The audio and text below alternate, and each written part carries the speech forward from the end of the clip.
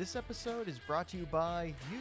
That's right, without you, we aren't able to do what we love, talk bikes.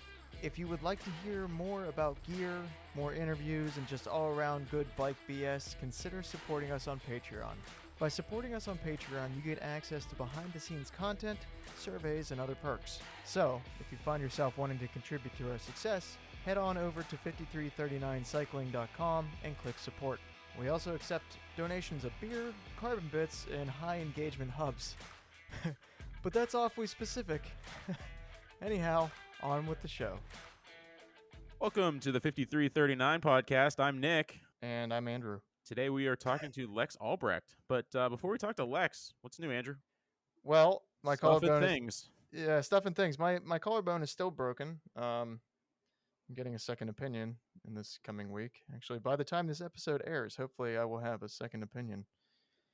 But week 5 of the hammer ban is still on and active, and it still sucks. But I guess it's better than not biking. So the one-armed biking shall continue for the most part. Also, I've started thinking differently about equipment for indoor training for the winter. So I've been kind of changing things up a little bit and kind of keeping that a secret from you intentionally because I don't want your opinions. But you do. Well, I'll get them after the fact and you'll tell me it's stupid and then it works for me. So yeah, just trying different things. Also, we're trying a different lube, which is kind of exciting. Forgot to mention that in the notes. Yeah, we'll chain lube. Yeah, just to clarify. We're gonna test this out and give you guys our opinions. I think we've said we are squirt users, which is a wax-based drip lube. Emulsion, yes. And so we'll let you know what we think. Yeah. Outside of that, just planning a strategy for whenever I'm getting back on the bike to get my cardio back to where it was and overall training for the winter. What's cardio? Yeah, it's this thing that's kind of important whenever it comes to cycling. Oh, yeah. That's why I suck at it. Yeah, well, it happens. But as we recorded Lex's interview before it happened, apparently breaking collarbones is contagious. So she took her BMC off of a BMX jump because she thought it would be fun and the bike makes her feel badass. But she kind of hit it fast and didn't pull up on the bars and ate dirt, basically, or biffed it, in her words. She said it was a total stupid mistake, but credit where credit's due. Go big or go home, you know? It's a way better story than mine. Andrew, meet gravel going 25 miles an hour. Yeah, done. But, I mean, taking gravel bike off a jump, way cooler. And you didn't have to steal any little kids' bikes to do it. No, I didn't. No. More on that later. But she did have surgery. It went pretty well. She's recovering, which is great to hear. So we wish her a speedy recovery, and hopefully she heals up and can get back on the bike soon. But what's new with you, man? Swift Racing League is upon us. Last Tuesday was the first week. By the time this episode airs, we will be into week 2, which is our first scratch race. Unfortunately, I haven't been riding quite as much. Shorter days and questionable weather at times, and being back in the office means less time to ride outdoors during the week. But you could potentially ride with us. You could. Yes. So some big Zwift news. Zwift finally approved our Zwift event. So 5339 is hosting a Zwift ride every Monday at 8 p.m. Eastern. So check it out. It's in the Zwift listing. It's official through the app. It's the real deal. It's not some fake weird thing. Or you can follow us on Facebook or Instagram and get the link to sign up through our pages there. Yes. Yeah. But there are 2 categories. There's Group A, Group B. So Group A is a hammer. Group B is hammer-ish. Yeah. I mean, I might have to dial it back a little bit, but in Group B is going to be more of a casual ride. And you can join us on Discord and we can talk bikes and do all kinds of stuff during that group ride, which is kind of cool. I'm looking forward to the first one on 10/4, and then the next one will happen on the next Monday, the 11th. So yep. Looking forward to it. So, but yeah, that's kind of been it with me. No real changes with the bike, no new equipment. Actually, no, I take that back. I did get some new jerseys this week. Oh yeah, that's right. We are giving a certain company a try. Can you tell us about that company? Yeah, so I stumbled across Neo Pro Cycling a while back, and they had very positive reviews from the comments that I had read. Unfortunately, and I'm not sure if this is COVID based or what, but they didn't have my size in any of the stuff I wanted for a while. And they they finally got a new Is that supply. XL petite? Yeah, XL petite. That's a really tough size to find. But they finally they dropped a new shipment, and I ordered the first day that I got the email saying it was back in stock, which I'm glad I did, because they're now 2.5 weeks later, they're fully out of everything in my size again. But the cost of the jerseys is about a third of what you're going to pay for like some of the name brand stuff. So far, I'm pleasantly surprised with the quality. You have their socks, and Yeah. you love their socks. The fit is definitely a little more snug than what the size chart recommends. So if you're in between, So is it a little bit more racy? yeah, I guess. I mean, it honestly, and I told you this offline, the jersey itself reminds me of our Jackaroo jerseys, which Oh yeah, that's right. we all love the Jackaroo jerseys. The sizing is a little bit more snug. Okay. So suck it in. Yeah. Really happy with with my purchase. Can't wait to get out hopefully today or tomorrow and wear one of them. And but yeah, Neopro, if you guys are looking for some quality kit that's affordable, they've got some really cool designs. If you're my size, you might have trouble finding stock currently on certain things, but they do restock fairly frequently. So yeah. But yeah, that's kind of my big news. Cool. I'm looking forward to hear how you like it. Yeah, I'm anxious to try it out. But, Andrew, tell us a little bit more about Lex before we get into the interview. Yeah, so Lex is a Canadian athlete who began racing professionally in 2012. She became a member of the Canadian national team and various cycling teams, including UCI Women's World Tour teams.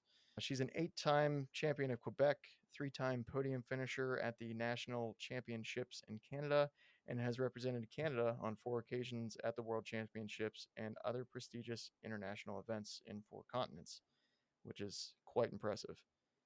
Lex is based in Montreal, Canada, was coached by Chris Rozdilski for most of her career, and is now coached. Totally a tongue twister. It is, yeah.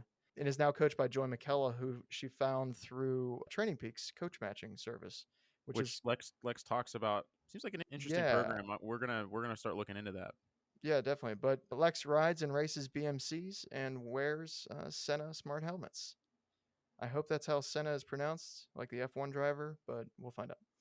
It was a really good conversation. Really fantastic human being in general. So yeah, she was a joy to chat with. Can't wait to hopefully get up to Montreal and ride with her at some point. Definitely. So we hope you enjoy it and you ready to get started. Let's do it.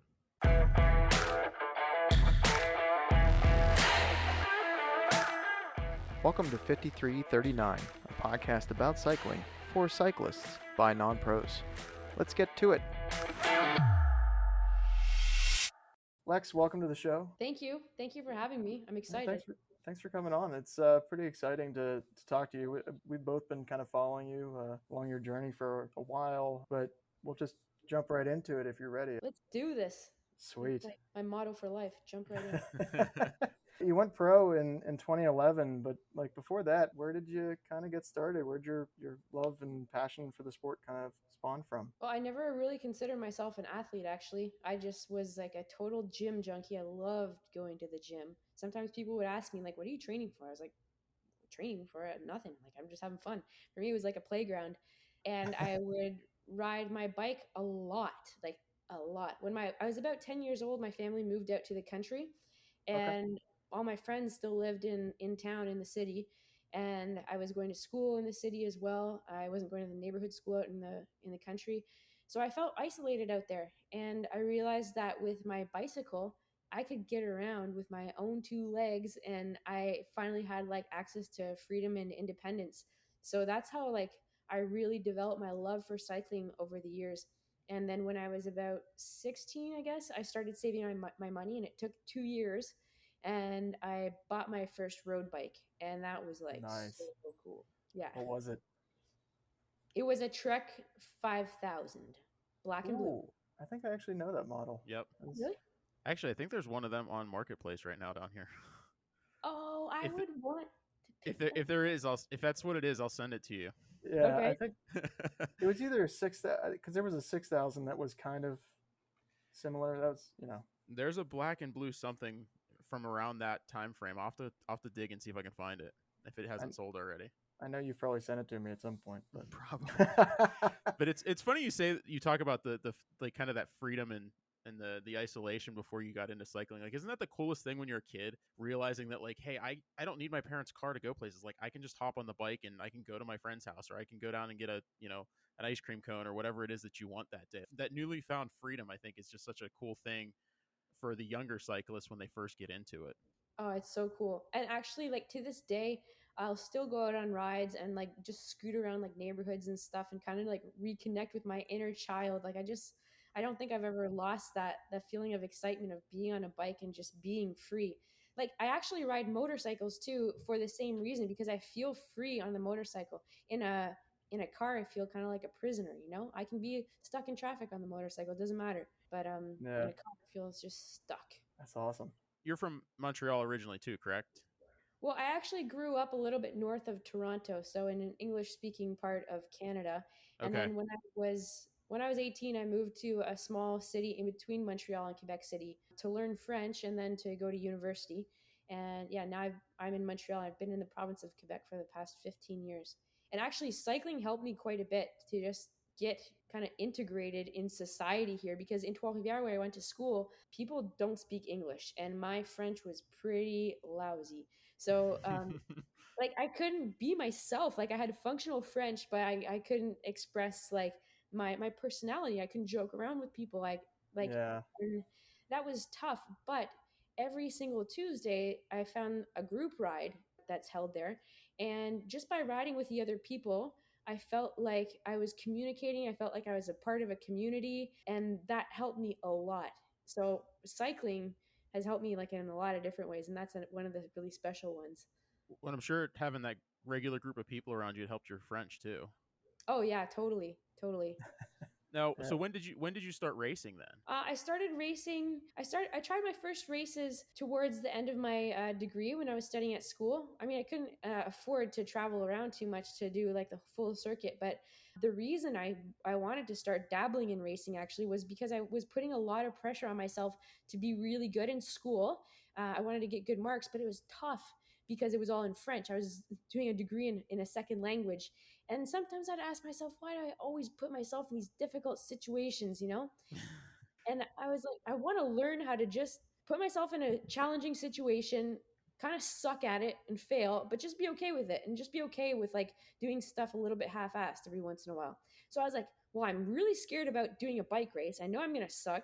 So that's what it's going to be. That's my little challenge. And I was convinced that like by doing bike racing and failing at it, it was not going to change my life or anything. I wasn't going to become like a failure. So I wasn't risking that much. And well, that's how I started bike racing. Could you have imagined the path that you've taken when you raced that first race years ago? Oh my gosh, no. I would never have fathomed that it was even possible. I didn't even know that you could be a professional cyclist. I remember speaking with my mother on the phone one day, like a few years after my first race. And by then I had started doing like a lot more riding. She's like, I think you're going to make a living doing this someday. I was like, Mom, no, you don't understand how this works. Like, you cannot be a professional bike racer. And then it happened. I mean, that's it's kind of a good mentality though to go into it and be like, yeah, it's kind of whatever happens happens, and as long as you give it your best effort, that's Yeah. all that matters. Sometimes it makes it hard for me to relate to people who are trying to become pro because I just don't understand that mindset or the mentality because I haven't lived it. But I think that the way I did it definitely gave me an advantage. I remember going to a race that it was being used to qualify for Canada Games, and Canada Games is like a mini Olympics for just Canadians. And I didn't really realize that it was a qualification race. And somebody mentioned to me, "Oh, Lex, like, are you nervous?" I was like, "Oh, no." And in my mind, I was like, "Why would I race any differently if it's a qualification race or if it's just like any other race on the Yeah, provincial circuit or something?" And I think that um, thinking back to that day helped me in the future too when maybe I was like a little bit nervous about a certain race or event because I'd just be like, well, it's just like any other bike race. You're obviously going to do your best. Like there's no reason to get too yeah, worried. that's cool. So you've kind of done everything from like touring to TT to kind of crits. What type of racing do you really enjoy? My favorite races are one day races that have like punchy climbs in them.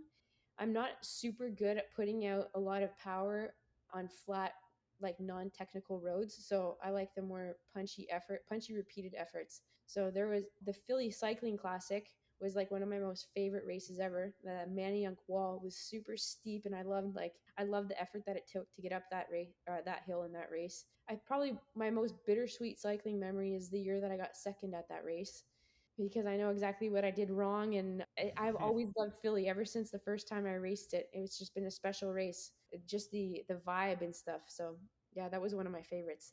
The World's Course in 2017 was cool too in Norway. That's really cool. Yeah, that's one thing that after talking to like a few people, we've kind of learned that like it's not necessarily like what team you're with or what you're going for in that race. Like a lot of the times the kind of overall vibe in the race is like the thing. Yeah, it's one of those things that's kind of Graham cool. was talking about the atmosphere at twilight down in Georgia, and he was like, that was the first time he was like kind of realized that this thing's pretty cool. He's under the lights. It's a crit. I'm not sure if you're familiar with Twilight. I did it for the first time in my life a few weeks ago, actually. Did you really? How awesome is it? We got to get down there. Twilight sounds like just a phenomenal atmosphere of it's really all cool. kinds of all levels of bikers. I mean, it's there's cat races all the way up through the top pros, which is pretty cool. Yeah. So how'd you do? Not so good, but I had a lot of fun. And I said that it rained, but it didn't rain at that one. It rained at another one. But the vibe there was just great. The course was really, really awesome as well. And I heard that because of kind of like the pandemic stuff, there were a lot fewer people there than there usually are. But I still found that there were a ton of people. So I can only imagine how many people are going to be there next year and how many people have been there in previous years. It's a really cool vibe. Like people are lining the course all around. Like people are outside of restaurants on the patios enjoying like meals and beers and stuff like that, so they're excited. And then I got a hand up at the end too. What did I have? I had my first the day before. I had my first PBR. Oh yeah, I saw it. Then, I had a Colt 45. Oh, I've never had one of them actually. And I thought that was a gun, but it was also a beer, but it wasn't. I actually saw I'd sent that to Nick, the Instagram link of you holding the PBR. Mm-hmm. That was actually a good beer. Like I should get a little bit of those for my fridge. I mean, for what it's cheap, relatively inexpensive, comparatively speaking, but it's like decent beer. I don't drink a lot of beer, but I know the ones I like and I know the ones I don't like. Like I'm not an IPA fan or anything like that. I usually just like a plain old Stella Artois, but no you PBR. guys do have you are the home of La Fine du Monde. Oh yeah, that stuff I don't like too much. It's too bitter. That's the only one that they make that I like. Anyhow, this turned into a beer podcast. All of a sudden, yeah. For those of you tuning in for a cycling podcast, my apologies. Welcome to Beer Weekly with Andrew, Nick, and Lex. Nick doesn't drink, but we're just going to talk about beer anyhow. That's all right. I barely drink it at all, too. No, I mean, so you did, obviously, a lot of your early career was on road racing, but you kind of transitioned more into gravelly stuff. And why is that? Well, I just started dabbling in it because I was curious. Like I love all bikes, and I was like, at first I really thought that gravel bikes were just a big like marketing scheme, like a ploy to get people to buy more bikes, and which is fine, like that's how I think there was certainly part of that to that. Hey, how can we sell more bikes? Oh, let's put fat tires on a road bike and call it a gravel bike, and then it took off. Maybe, yeah. That is how it started. But then when I actually got on a gravel bike and I did my first gravel ride, I was like, okay, now I understand. Like I went with a group and they took me like in a trail and like through a stream and stuff, and I was like, this is so cool. This bike can go anywhere, and like the geometry is super cool. It's super comfortable too. Like I sometimes prefer riding my gravel bike on the roads too, because up here where I live, the road quality leaves a lot to be desired. We understand that. Oh yeah. Nick has a gravel bike that I call the limousine because it's like it's super comfy, but it's like it's not sporty like the way my Fort is. My Fort's very like aggressive and racy and snappy handling, and my Ribble is the complete opposite. But like it's the bike you could ride all day. Like if you had to do a double century, you'd want to do it on that bike because it's so comfortable. Well, see, that's where I think I got really lucky choosing the BMC Urs gravel bike, because it's very responsive and like snappy, which is super, super cool, especially for somebody like me who likes punchy stuff and like getting up steep stuff super fast. But it's also very comfortable, and it has like an elastomer. It has like a micro suspension system in the rear triangle, which helps make it like really comfortable.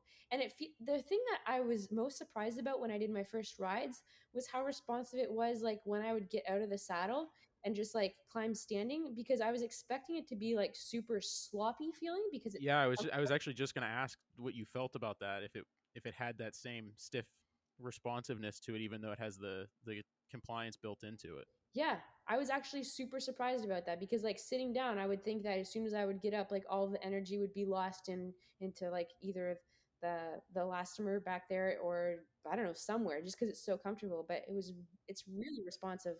Yeah. So is BMC your favorite bike these days, or what are you Yeah. riding? I'm riding the BMC IRS-01 on the gravel, and then I'm riding the BMC Time Machine Road on the road. And that is the fastest bicycle I have ever sat on in my entire life. And my first few rides, I was actually like scared. I was like kind of hesitant to like push myself on the bike because I didn't know that I could control it. But it's super As fast. Andrew found, that's very important. Sometimes, yeah, especially while cornering. But I actually, the first event I did on the BMC Time Machine Road was Race Across America, and it was a pretty sweet bike for that, because there are a lot of sections that are very like flat, and you can lose a lot of time, like if you don't have a speedy bike. Well, talk to us about that experience, because I've read books with racers that have done Race Across America, but talk about that experience. I mean, that's obviously not your typical 1-day punchy event that you like. So how was that experience for you? Yeah, it's a totally different event, that's for sure. And I was excited to do it for that reason. I wanted to try something that was super different, um, like something totally unknown to me. Like I was part of an 8-person team, so I don't There's know if you've the read one books. mile, right? Yep, the team was called 1 Mile, and it's made up of some really incredible people. Like we have like some veterans from the military, like Navy SEALs, Yeah, former you guys had a anti. really interesting combo of people on that team. Oh yeah, Don Davy, a former NFL player, Steve Lewis, a gold medal Olympian. He was a sprinter at the 88 and 92 Olympic Games, an actress from Farrah Manning from Canada. Like we just had like a lot of different people. That's super cool. It was so impressive to me how well everybody just melded together too, because everybody has such a different background, but at the same time we all had a similar mindset. Like we were all achievers and collaborators and problem solvers. Like I went to a training camp with them in February of this year, and like there was really no schedule. We didn't really know where we were going on the rides and stuff, and here I was in the mindset that I've had like as a professional athlete on a professional team, that where everything is like it's run like clockwork and it's very strict, and like I'd be stressed. And then this I was just like, well, this is going to be a total mess. But it was crazy. Everything We're just worked so cutting smoothly and out. perfectly because everybody's just, I don't know, they could work together so well. And on the 8-person team, you have to have 2 riding at all times, correct? No, one person riding at all times on the 8-person team. So if you divide 24 hours by 8 people, in theory, you're only riding 3 hours a day, right? So physically, actually, the effort wasn't super like crazy demanding. Like we did it in 6.5 days. So riding about 3 hours a day, like consecutively, it's not the end of the world for me, someone who's had a lot of volume over the years. For some of the other people, like they didn't have a cycling background, right? So that was different. But the challenge was like lack of sleep, because we're pretty much like a moving circus, like going across the country as fast as we. Yeah, you have like a full caravan going with you across the states. Yeah, we had like a rock star bus with like 12 beds and like a soundproof room, and like we had like a van life van that was like totally pimped out, and a That's couple of cool. cars too. Yeah. So obviously, it was a little different for you, but what did you find to be like the hardest part about that?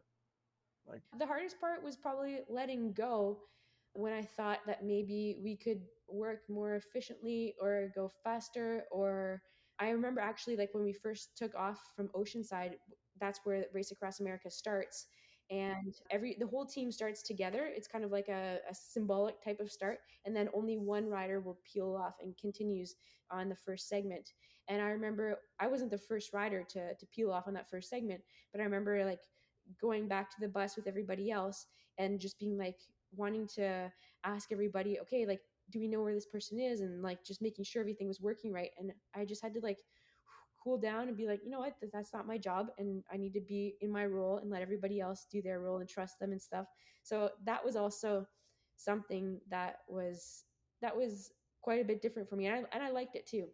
That's Yeah. super cool. Now, how did you guys break up the riding? Obviously you said 3 hours a day, but did you do your 3 hours and then you were done for 21 hours, or did you break that up into smaller segments?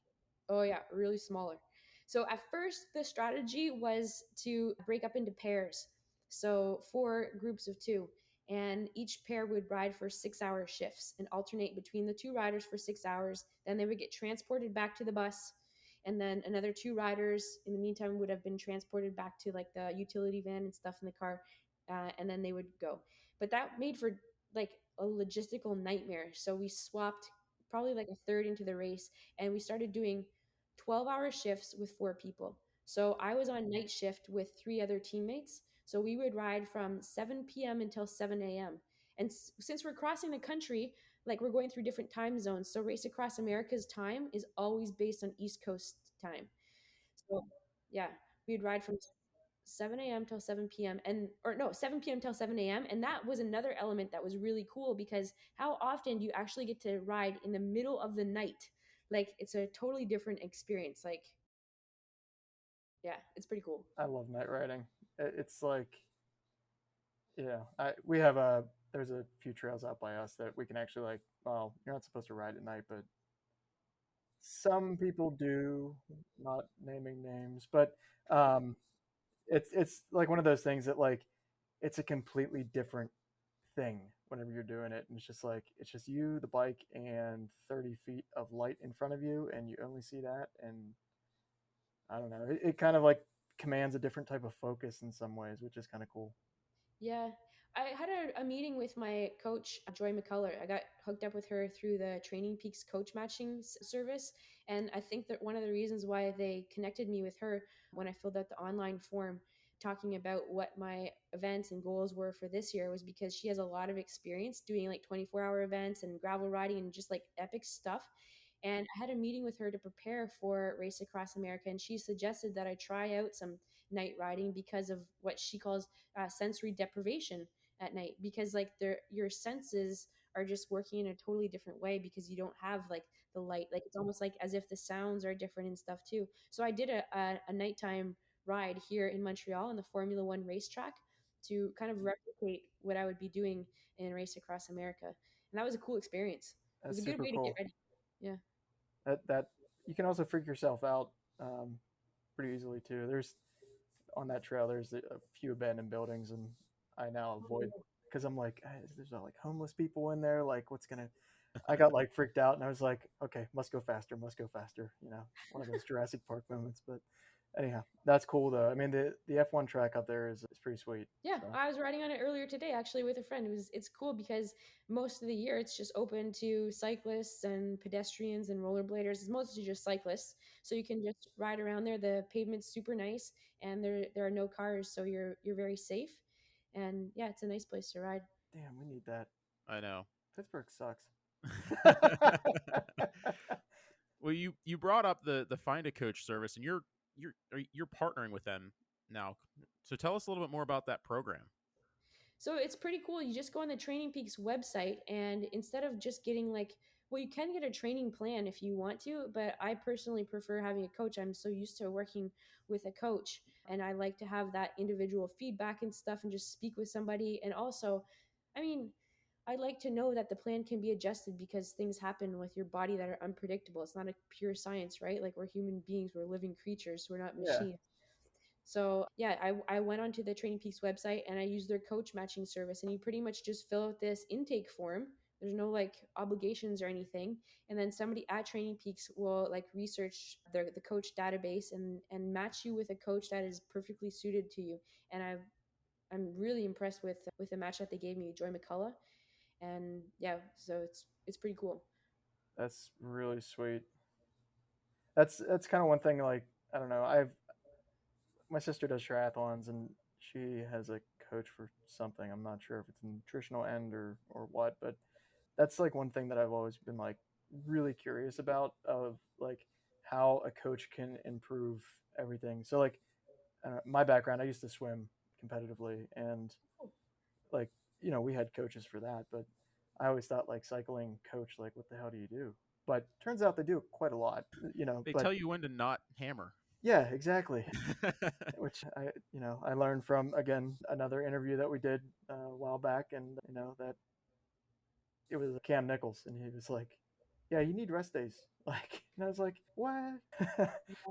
Have you noticed a difference working with coaches in the past, but with a little bit more personalized and tailored coaching experience? Have you noticed an improvement? Or Yeah, I mean, I had a little break where I wasn't working with a coach for a little while, and to be back with a coach that I really trust and believe in helps a lot. Like for most of my career, I was working with Chris Rozdilski.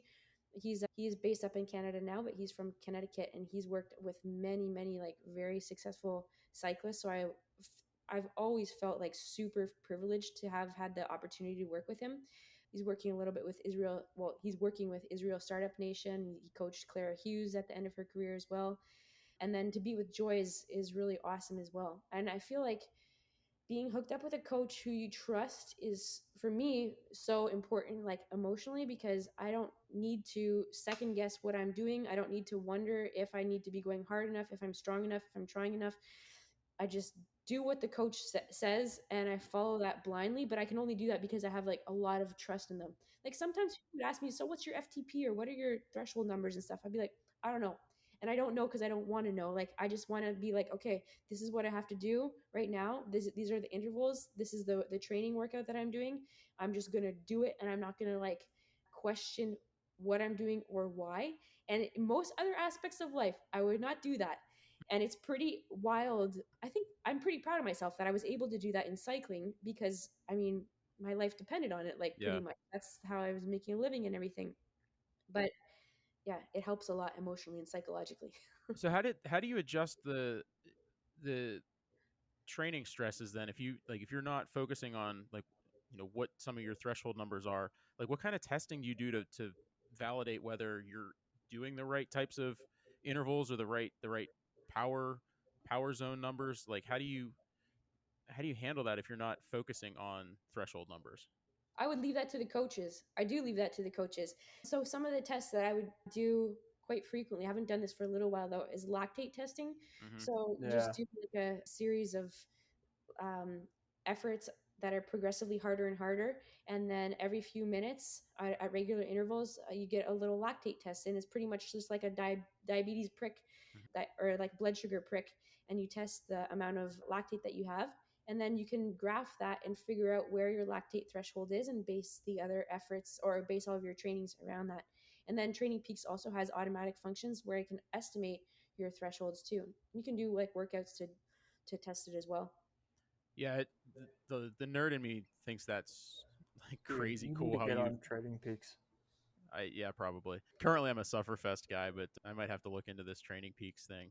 But I think it's fascinating how, like, you could have two riders with like identical tested functional threshold powers, but then you go into the lab and you see that they actually have very different functional threshold powers based on their lactic response to the efforts, and it's to me that's fascinating. Yeah. It's and I mean there's so many different elements of cycling where different individuals can react differently, and that's why it's really cool to have a coach who likes to geek out on stuff like that and who is really ready to adapt a training plan. Like altitude training is another situation where people respond like very differently too, and you can have amazing results or it can be like a catastrophe. Yeah, no doubt, no doubt. So you kind of, we're talking about training, and obviously, some of the colder months are coming up, which means less than favorable cycling weather sometimes. But for when you can't ride outside, what do you do inside to maintain your athleticism and cycling legs? Well, inside, I ride Emotion rollers.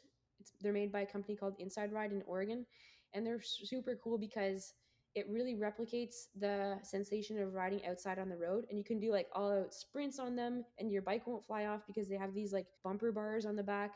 The rollers will like ebb and flow kind of back and forth with the like natural movement of your pedal stroke. Okay. And then they have these little tiny, I guess they're like rollerblade wheels on either side of the front roller. So if you veer too far left or right, it will just like nudge you back on track. And if you're doing like VO2 efforts and stuff and you get like all loopy and stuff, it's cool to still have those for Because sure. that never happens. Yeah, And traditional rollers are cool, but I mean, you gotta like stay really focused on them, and you can't necessarily just like go all out on them. Did you have a lot of roller experience before you started using those? No, not a lot at all. I had a little bit of roller experience, and then when I went to work with a new coach back in 2013, he said, "Okay, get on the rollers here and like do this workout." And I was like, "Oh shoot!" Like I was like super not nervous about the actual efforts in the workout, but just like riding on these rollers. But I picked it up super fast because they were the emotion rollers, and that's when I was like, "Okay, I got to get some of these." Yeah, our previous guest uses them too, and he's like it took me no time to get used to riding on the rollers because of the emotion rollers.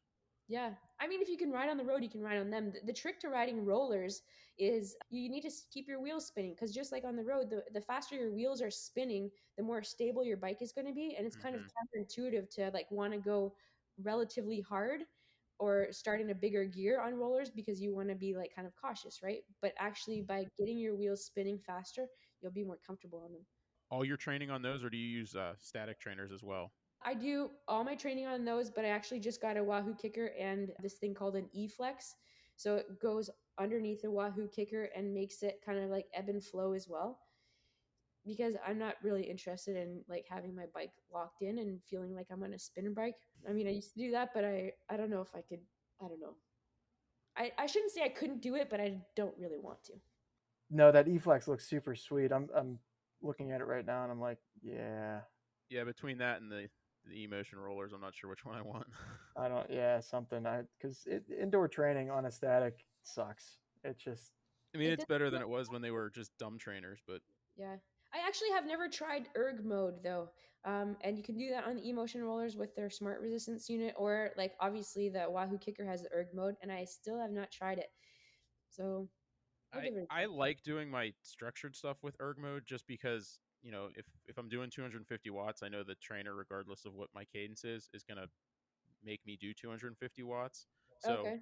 I mean, I've tried it. I've tried doing structured training without erg mode, and sometimes I find that you're like in between gears trying to figure out where that Oh resistance yeah. mode is. So like there's been times where you're trying to do like over unders and you can't quite get the over under numbers right with the gearing, Yeah. whereas in erg mode it's like okay, right under threshold, and for whatever minute, if it's minutes on minutes off, it's like it's nice because whatever the number is, the erg mode will tune into, and if you change your cadence, it'll make the adaptation to make sure that you're still doing that number.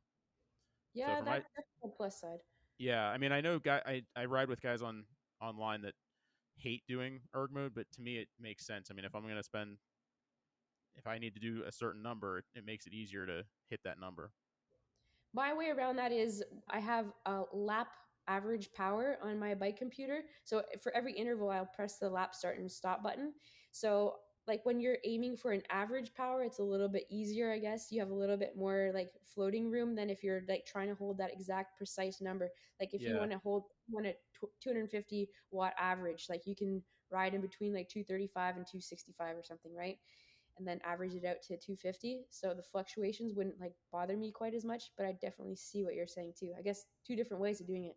yeah, but that's what works for me when I do my structured. Not that I do much structured right now. I probably need to do some more, but so you kind of mentioned to it, like you kind of embrace technology a little bit with regards to cycling and some of the things that you use. Obviously, you have a bike computer because, well, every a yeah, lot of people do, not everybody. But you, one piece of your kit that, uh, and we talked about it yesterday, was the Sena helmet. Oh yeah. Oh yeah. So You guys got to how try these things. how has that changed? Oh, there it is. Yeah. How has Yeah. that kind of changed your cycling?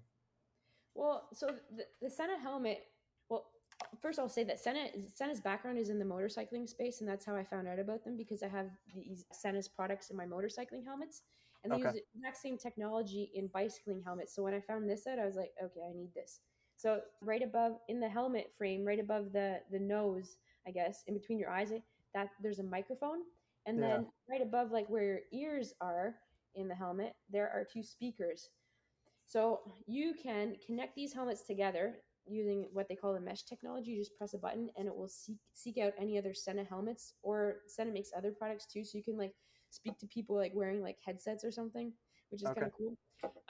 And then you don't have to shout over wind noise when you're riding together, because it's kind of like it's like a communication system that's integrated in here. And then if you single up like in mountain bike trails or like on the road, you can continue talking with other people. So nowadays, like when I'm going on a group ride or something, I'm like, oh, you don't have a Sena helmet? Okay, shoot, because it's like now I feel like I get exhausted shouting over the wind when I want to speak with people. Another cool thing is like you can connect it to your phone. So if somebody calls you, you just press the button on the side here and take the call through your helmet. And because of their background in the motorcycling world, Sena has amazing wind noise canceling technology. Yeah. So a lot of Yeah. times I'm on my bike, people don't even know it, and like I'm on the phone talking with them. You can listen to music as well through the helmet, or podcasts. If you put GPS directions on your phone, like I travel a lot. If I need to get somewhere and I'm going by bike, I'll just put the directions on my phone, stick the phone in my pocket, and like I can hear it through my helmet, which is super cool. That's really sweet. Yeah, I have the aftershocks, the bone conductive headphones that I use, so my ears are still open and I can hear The ambient noises. the car Yeah. potentially coming to hit me. So with music, do you pair that up with your training at all, or is it a bit large component? I try like indoor training. I always listen to music, and I keep my favorite songs reserved just for training, so that like the effect of like excitement that I get when I'm listening to them doesn't wear off. Like after a few years, sometimes I need to like remove it from the playlist, and I'm always looking for new songs that will pump me up. But I really love hip hop, and that's like my most favorite genre of music ever. Okay. And on long rides, actually, when I'm outside for endurance stuff, I'll listen to podcasts often. Like when I just want to like learn something or keep my mind busy, especially like when it's like super, super long. Yeah. But I try to do workouts outside too with absolutely no music, just because in a bike race, you don't have any music. So I like to train how I race so that I don't feel like I get like too dependent on it. But inside, always I have music. That's sweet. So is Notorious B.I.G. a part of the training? Oh yeah. Evolution? There was this one crit, San Rafael Twilight crit, I think it was called, in California, and they had a list of call up riders. Like, so you hear your name, you get called up to the start line. But before the race, they asked the teams that had the called up riders on a list to give them their most favorite like songs. So you'd get called up and like hear your most favorite pump up song. And that year I chose to have Hypnotized by Biggie Smalls, and like I won't forget that. That was so cool. I'd probably go for Machine Gun Funk by Notorious B.I.G. But yeah, it's Oh yeah, that's a good one too. That's I'm a weird. good one too. Imagine if What's he that? was still around, like the songs. Oh man! But I also love anything with a good Timbaland beat, especially Timbaland's older stuff. That's awesome though. All right, let's. I got distracted again. Big shock. Yeah, it's not easy to distract, or not hard to distract Andrew. No, I'm like a squirrel. I can relate to that. Oh, look at that! Your internet's like back and like I'm ready to go. Because the video's all crisp again. Okay. So. I can relate to being easily distracted, and I actually like carry around earplugs with me, like those silicone earplugs that you use for swimming. And that's one of my like huge travel items. Like no matter where I go, I always have those earplugs, because then you can sleep anywhere at any time. And then if I really need to focus, then I could just like stick my earplugs in, and like I don't have any distractions, because I get distracted super easy. And then the other thing is I always travel with coffee. I always make sure that I have some way to prepare coffee available, because you have to know that you have coffee around, right?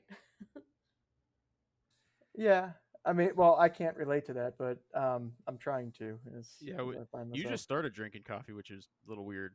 Well, everyone gives me hell because like they're like, "Oh, you don't drink coffee," and I'm like, "No." I just get up and I drink like cold water, and that's it. Oh, that's It's cool. really the two. Well, I mean, I don't. I guess. But why did Thank you you. start But then? I don't know. Mainly for the caffeine I think it aspect was of the it, concussion. probably. No, I started drinking coffee before the concussion, but I don't know. I like the caffeine aspect of it. I do like soda, but I also don't like the carbonation. But sometimes you need that little bit of extra kick. And of the two options, I'd rather have coffee caffeine than like a sugary, caffeine. Do you like the Um, taste of coffee? it's growing on me. I don't like. I know this is like a bad. I don't. I tried like a light roast, and I found that the Javalia light to medium, somewhere in that range, I found that to be like a pretty tolerable. But like the really heavy stuff, I'm like, yeah, I The can't. dark roast stuff is just burnt, like, and it doesn't. I prefer light roast too. The big trend is like in the past 3 years or a few years, I should say, is third wave coffee, and third wave coffee is like super light roast generally, and the roasters treat the beans a little bit like vineyards will like treat their grapes, or like people making wine will treat like grapes to make their wine. So they pay attention to the where they're grown and the qualities and stuff, and when it's harvested and how it's roasted to bring out certain flavors and stuff. So it's almost like some of them almost taste like tea even because they're so light. Hmm. I've I've heard about that. My one friend is like really into coffee, and he's like, oh, you're gonna come over and what is it, an AeroPress or something that he has. Yes. He's like super super into And it. that's the one thing that I really don't feel like a cyclist because I don't do coffee. It's like, you see all these videos online where it's like, oh, it's all about the coffee stop or the cafe stop. I'm like, okay, I mean, I guess. I Is don't that why know. you Well, don't do the Friday rides? The Saturday rides, you mean? I thought they were Friday mornings. Oh, are you talking about Brian's? Yeah. Oh no, I'm not. I've not been invited to those yet. Uh, Probably because I usually pick the slower pace in our group rides. so Lex, what were you gonna say? well, I'm not a huge fan of the coffee stops either because I like to drink the coffee before the ride and I like to not go too wild on caffeine. So by the time the ride is done, when I would be comfortable or like enjoy stopping, I don't feel like having more caffeine. But on recovery rides, I like to like not have coffee in the morning, and then it's like kind of like a little challenge to get to the coffee shop, and then finally I can sit down and chill out and have my coffee, and I'll do that like as an activity kind of. But otherwise, like, on a real ride or real training day, I don't know. I don't really go to the coffee shops that much. Yeah. I've never found the cafe thing, and we're gonna lose people subscribing to this, but I've never found the cafe thing to be like satisfying mid stop. Like I hate regrouping on group rides. I don't know. As Nick can attest, I'm just go go go. Like you just Yeah. go. And like I still regroup because I don't want to be the guy that doesn't, but because every group ride has one of those people. But it's one of those things that, like, once I start, I want to meet the end goal and be done with it. And Well, I can totally relate to that. And like I find that especially challenging when I go out mountain biking because I find that a lot of people want to ride for like 5 minutes and then stop and like chat in the woods. And I'm like, well, guys, I thought we were biking here. Can we keep riding? So yeah, I just those friends I really have to get hooked up with the helmets, the Sena helmets, because you can at least keep talking like even when you're riding single track and like you're not that's one true. behind the other. So that could solve the problem of regrouping because man, that drives me bonkers. Like I just want to go play on my bike. Like, can we just sit around after? So you also mountain bike too, as Yeah, well as road. I don't mountain bike race. I did one mountain bike race before, but I do enjoy mountain biking and road biking and the gravel biking, all the types of biking. All the bikes. Yeah, Yeah. that's BMX from time to time. Yeah, I actually have a little BMX too. I sliced my chin open once when I was practicing my bunny hops, and the front wheel came off, and I landed on the fork and my face, and it like cracked a tooth and stuff, and I still have a scar here. I remember like actually I was supposed to fly out to Vegas that night for a sponsorship event that was supposed to start the following day, but the flight got canceled. So I was like, oh well, then I'll just make good use of my time. I'll go practice my bunny hopping. And then that happens, and I got stuck in the hospital for like a little over a day, and I missed like the next flight, and I missed a sponsor event, and I was like in pretty big trouble with the team. But hey, I was biking, I was practicing cycling skills, so at least I was kind of doing my Yeah, job, right? yeah. You That gotta translates. you gotta try BMX track on 700C tires. Ooh, that sounds challenging. It's fun. He went slower than George did on your BMX challenge with George. Okay, Oh, you know you what? guys have Lex versus Larac. Yeah. Yeah. Yeah, What- that video popped up, and we're from Pittsburgh, and George was on the Penguins for a few years, so I was like, oh, I gotta watch this one to see Lex versus Larock, even though that wasn't apparently the first one. No, that was our fourth race. So our first race was on the Mont Royal, where the UCI Men's World Tour takes place, and there used to be a Women's World Cup there that ended in 2009, and there also was the World Championships that were held there, where Eddie Merckx won. So George and I Nice. raced up that hill once, and I beat him. And then the next year we did a sprint on the Formula One racetrack, and I beat him. And then the next time we did a full lap of the Formula One racetrack, and I really beat him. And Seeing a recurring trend here. but he tries so, like, he actually puts a really solid effort in, and he's able to push himself super far into the red zone, which I find very admirable. And Yeah. he's a good sport. He's a really really great guy. Yeah, open to learning about like new sports, trying new things, and he'll push hard too. Really cool. Now, is he a cyclist, or is he doing these cycling challenges because you guys met at that nutritional convention? I don't think he identifies as a cyclist. I mean, he has a bike and stuff, and he'll do different sports, but he doesn't do bike races or anything. No, Um, I figured he didn't do that, but I wasn't sure if he was like an avid cyclist now that I he's don't- retired from the NHL or not. yeah, I don't think he's an avid cyclist, but I mean, he has a bike and he likes cycling, but he doesn't ride like a ton, like especially compared to you and I. I often find it curious whenever like people like that, MLB, NHL, all these former like pro athletes and kind of the quote mainstream sports kind of retire and then they go into other disciplines, and I just find that really interesting. I don't know why, but it's kind of cool. Like to watch them apply what they've kind of built over their career, but apply it to cycling, and they come at it from a very different perspective. Yeah, Barry Bonds. Yeah, He got into cycling. Like one of my teammates on Race Across America, Don Davey. He's a former NFL player as well. He's into cycling and actually triathlon too. And I think that's pretty cool because you're so used to like the structure of training and doing things like physical things, and it's hard to break away from that. So cycling is a really good sport to transition into, especially because you can pick it up pretty quick. There's a great community aspect to it, and there's no impact. So like cycling injuries that occur from like repetitive like use of your body aren't as common as like in other sports, and there's no impact. And well, usually yeah. there's no impact, right? So it's a great sport for that. It's funny you mentioned Barry Bonds because I don't know how I came across it, but I saw him it was on Instagram, something he was biking or something, and then I went to Strava and I looked him up and I was like, the dude does like 40 miles every single day. Yeah, there's a lot of crossover that's kind of fascinating. I mean, there's a couple guys in the NHL that'll do it for training in the off season, but it's amazing how many people seem to be drawn towards cycling after their careers. I mean, Emmett Smith is a Yeah, avid cyclist now. He's got a big event down in, is it Alabama that his event is? I think so. Yeah, It's pretty cool to see the crossover after their careers is done and being able to use not only their platform as an athlete, but the cycling platform to really do good things with the world with whatever the charity is that they've they've partnered with in retirement.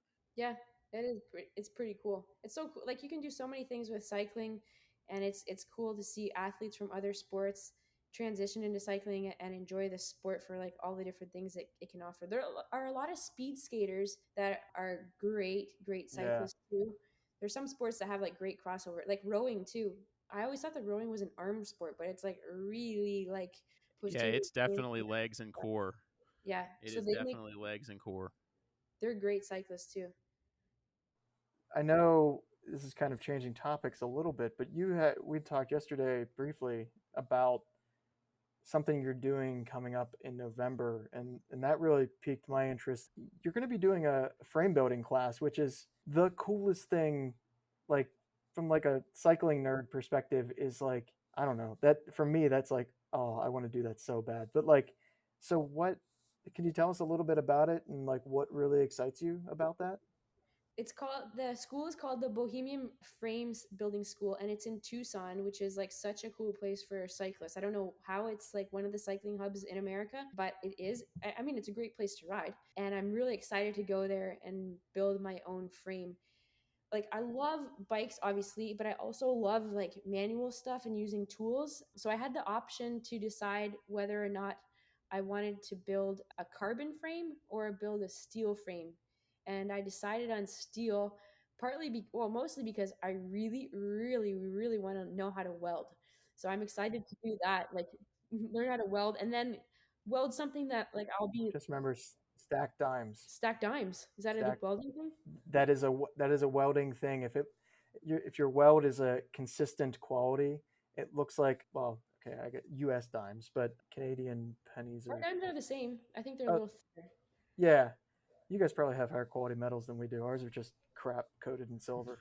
So, yeah, a quality weld seam it looks like a roll of dimes if you were to just Oh, flatten slide. them out, and that's how you know it's called stacking dimes. It's a quality weld. Oh, So is this going to be a a new business venture once you get through this class? We're going to see the Albrecht brand of bikes coming out soon. well, when I was first getting into racing, I said I would never be a pro bike racer because it was impossible. And right now, I would tell you that I have no intentions of starting my own frame company. But never say never. Like, who knows? Who As you knows, say, right? it'll be right next to Boardman and Le Monde with their frame companies. Maybe who knows, but I'm excited. I haven't quite dialed in the design yet, but I did Yeah, see a really cool bike out on the street yesterday that was just like locked up to a post in Montreal, and it had a rear 700cc wheel, but the front wheel was a 24-inch wheel, and you had to like, I so walked it's like by a the bike. hot rod stance. Yeah. Yeah. You could barely notice it. Like, you could easily walk by and just like not realize that it was like a kind of different bike. Oh. And then I had another peek and I was like, wait a minute, that's pretty cool. So I'm kind of interested in maybe building one of those just because it's so Yeah, different. that'd be fun. It's kind of like they used to do that with the TT bikes on the track Oh, because they'd put the smaller wheel on the front so you could tuck in closer behind the lead rider, yeah. and that way you got more aero gains out of it. And then I'm pretty sure the UCI banned that. Maybe I think somebody needs to try reverse penny farthing for the hour record. tiny front wheel. Really tiny front wheel and huge rear wheel. I love penny farthings, and I want them to come back with a vengeance. Andrew's becoming obsessed with penny farthings, and It's because they're sweet, dude. I I mean mean, they are cool. We were with the Pelotonia that we told you about yesterday. Yeah. That we did in Columbus. There was a guy that did the 50-mile ride on a penny farthing. Where can I'll you say, get a penny farthing these days? Because like, I was actually thinking about that when I was trying to decide what type of bike I wanted to build. I was like, well, maybe I should just make my own. But the wheel would be too hard to find. it is unicycle.com. They're currently out of stock. As Well, is everything in the cycling world. Well, they're coming back, but you can get a 54-inch or like 48-inch penny farthing. Yeah, you don't have gear ratios in penny farthings. You just have wheel Yeah, it's wheel 1-to-1, diameter. but they're like $2,600. oh, Jeez. American dollars, those are real dollars. Those, well, kind of. Sometimes it depends on what country you're converting from. Ours look nice, but they're not worth as much. Yeah, we always used to go north of the border to the hockey shops because of the exchange rate growing up, it was actually cheaper to buy your hockey equipment. Oh, okay. They have 29er penny farthings, which is kind of interesting. It's like a baby Oh. penny farthing. That But- is. Weird looking penny farthing. Well, yeah, it does kind of look like a kid's bike. It's a BMX penny farthing. Yeah. Oh, I don't know if you guys heard this little anecdote about the BMXs, but I really used to think that anybody who was on a BMX was a total jerk because I really thought that they were riding on a stolen kid's bike. Then I realized that BMXs could be for adults, So maybe it's the same thing with penny farthing. Maybe it's like for adults. It could be stolen kids Oh, bike. I yeah. love that. You said that to us last night, and it cracked me up last night when you said it too. Oh, like when I finally realized that I was wrong and how wrong I was, I thought it was kind of funny. I wasn't even embarrassed. I was just like, I thought it was kind of funny. That's really funny. But so we do ask one question that we don't put on the question list that we send you before all the episodes, just to kind of throw you off. Oh, good. We'll get you a more candid response. Yeah, exactly. So I'll let Nick do this one because we're actually changing it up a little bit from what we normally ask. Yeah, so our final segment of every episode is a dream bike segment, but we're going to change it up a little bit for you. Because you have a BMC time machine, basically. Yeah. What was the one bike as a kid that you wanted more than anything but you never got? Oh, that's a good... Or even up until your Trek 5000. Yeah, that kind of stuff. I was just so used to just like enjoying what I had. I didn't really ever dream of having like more bikes, but I know like it was always a dream to have bikes with like big shocks or more gears. Like, oh, what speed is your bike and stuff. So that was always really cool. I remember dreaming about having the Opus Scherzo bike, and that was the one bike that I thought the only bike that I thought I could afford when I was saving up my money for that trek. And it was a yellow framed bike, and sometimes I still see people riding around with the old ones, and I was like, oh yeah, I remember when I was dreaming about one of those bikes. But I ended up getting the Trek that I had, the Trek 5000, through where I was working. They gave me a pro deal because it was a place that was renting Trek mountain bikes. That's Horseshoe cool. Ski Resort in the summer. So my boss was super generous and gave me the pro deal, and then I kind of leveled up. But just the dreams of the Opus Scherzo, yeah, I still remember them. They're special. So that's awesome. That's a sweet bike, by the way. I'd never heard of it, but I'm looking at it now and I'm like, that's freaking sweet. Yeah. This is a Canadian brand, and they were sold in my local bike shop. That's pretty cool. Very cool. Yeah, we used to have Cannondales used to be manufactured a couple hours from us, which was cool when they were still manufactured in the States. They're or in Pennsylvania. They're not anymore, but the mountain bike that I have was actually manufactured a couple hours from here. Oh, that's super cool. Yeah, I rode a couple Cannondales throughout my career too, different models. I liked them, but I heard that from at the very, very beginning, they were called Crackendale because they cracked a lot. I can confirm that one of them in 2007 did crack. Okay. I had to, particularly while I was going down a hill, and I found out the hard way. He's still here to tell about it. Oh yeah. Anyhow, but yeah, that's kind of all we have. Thank you so much for coming on. Yeah, we appreciate you coming on. Enjoyed chatting bikes with you and hearing more of your story. Well, thanks, Nick. Thanks, Andrew. It's been fun talking with you guys too. Looking forward to listening to the future episodes as well. Appreciate that. Thanks. Appreciate it. Thanks. Hopefully you guys enjoyed listening to that as much as Andrew and I enjoyed chatting with Lex. It was really a pleasure to talk to her. Yeah. Thanks for listening, everybody. If you've enjoyed the podcast, please leave us a review wherever you listen and tell your friends, because it helps us get to more listeners just like you. Also, be sure to follow us on Instagram, Facebook, and Twitter. If you're enjoying the podcast and want us to continue bringing you entertaining guests, please consider contributing to our Patreon page, and we certainly appreciate your support. As always, we're open for suggestions for new topics, advice, or interviews.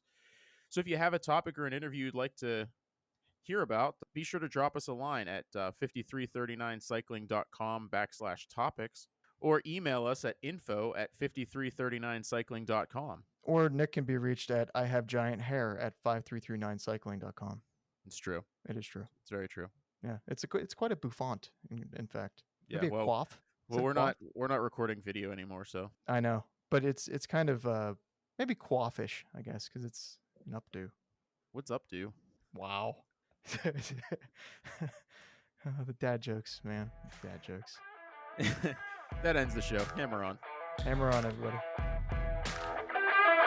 Bikes! I'm happy. So okay. Totally is it still recording me? Oh, there we go. There. Maybe? Yep. Nope. You guys still there? Apparently it didn't like us talking about Biggie. Are you guys still there? Not. Yeah. Yeah. There you go. It's probably Tupac's messing with our connection. Oh, definitely. He for sure is.